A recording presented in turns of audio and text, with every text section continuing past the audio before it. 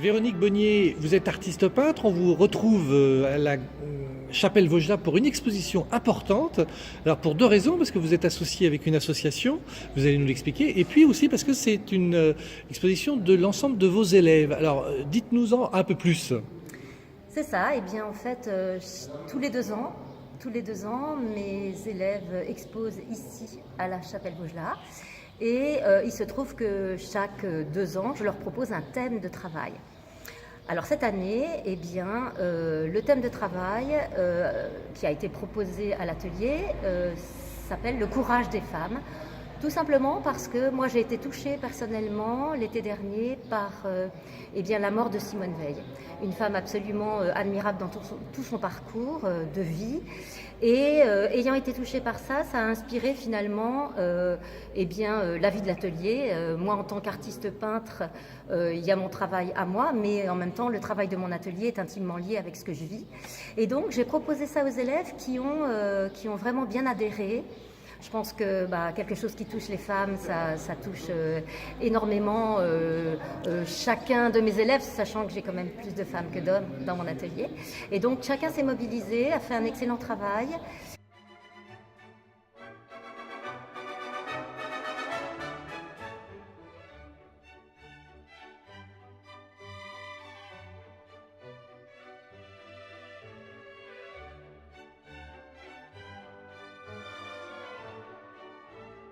Véronique Bonnier, en quoi consiste le courage des femmes finalement? Est-ce qu'il y a besoin d'être courageux ou courageuse pour être une femme aujourd'hui?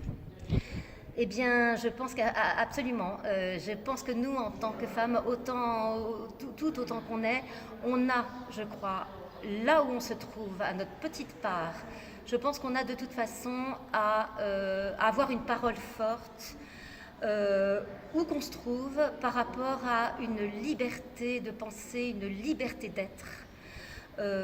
Même en France, on a acquis énormément de choses à travers les lois, mais on s'aperçoit finalement que finalement rien n'est jamais acquis.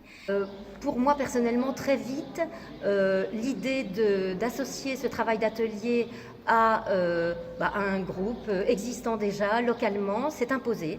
Parce que moi, en tant que femme et artiste, la cause des femmes est quelque chose de profond en moi. Et je me suis dit, finalement, c'est le moment. C'est le moment d'agir un petit peu plus ouvertement et de ne pas simplement exposer nos œuvres et puis au bout de la semaine les remballer et chacun remporte tout ça chez soi.